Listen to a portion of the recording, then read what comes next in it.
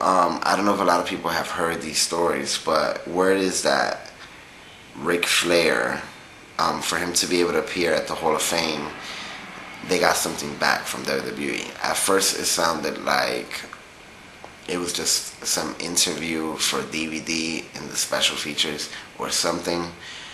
Um, but the way Dixie talks about it, she makes it sound like it's much more than that.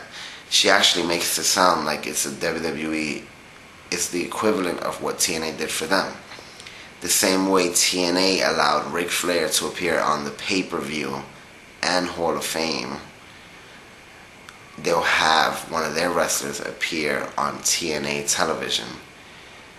At first, I was thinking they're not going to send anybody big because they will never give that kind of rub to TNA, like send the Undertaker or somebody like that.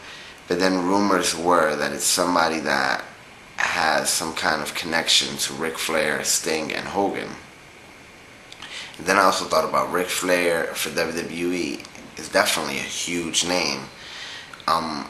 So maybe they did get somebody important. I would hope for Randy Orton, just because Randy Orton is like, I'm not necessarily, I haven't been necessarily too excited about the way he's been booked as of late, but for a while Randy Orton was definitely my favorite WWE wrestler, hands down. I wouldn't watch the program for anybody else. I would not watch when anybody else is on except Randy Orton. So I would love for Randy Orton to be the guy. Now, the way this works, if this is true, hopefully it's for a live Impact, especially since they have that going, or the Slammiversary pay-per-view. I don't know what would be done, what would be said, but with that, Ric Flair is rumored to no longer be with the company for going off script and several other problems that Ric Flair brings with him. I hope they sue the shit out of Ric Flair because he no-showed some events, and I'm sure they could do that. It's in their power. Word is that they're already suing WWE because somebody that used to work for TNA signed with WWE and then kind of told them their secrets. WWE is saying that as soon as they reveal some of those contract deals and stuff like that, they contacted TNA and told them about it and fired the guy. But TNA is saying that it wasn't until 3 weeks later. Now WWE could argue that they were kind of thinking about what they should do and how they should do it before doing it, and I think 3 weeks is not that long. But in this business, when you have guys like Matt Morgan rumored to join WWE, Alex Shelley, now Ric Flair, and then information like that comes out about them knowing about their wrestlers' contracts, they could basically offer them whatever they want and show them, look, it's much better than what you're getting now.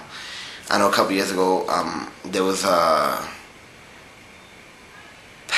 Coca-Cola employee, a former Coca-Cola employee that tried to tell some Coca-Cola secrets to Pepsi, and literally the same second that it happened, Pepsi, the first thing that they did was called Coca-Cola.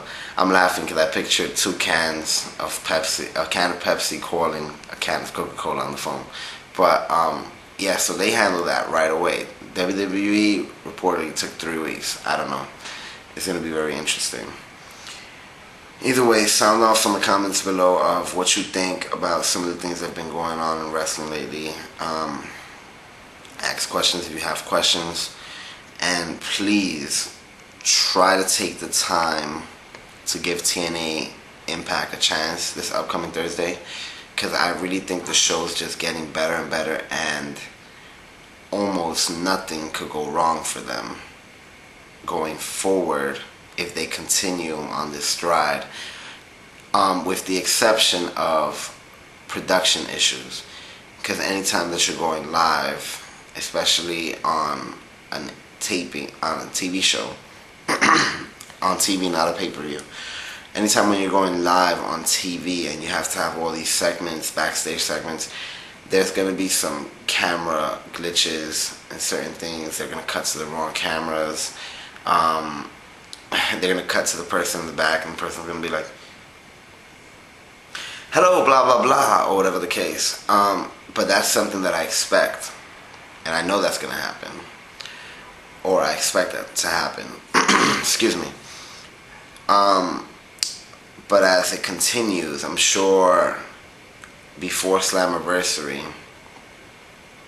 which would only be like 2 episodes, or maybe after Slammiversary, they're already going to start to find that stride and know what they're doing wrong and know how they can improve it. And then it's going to find that pace, and it should be really exciting.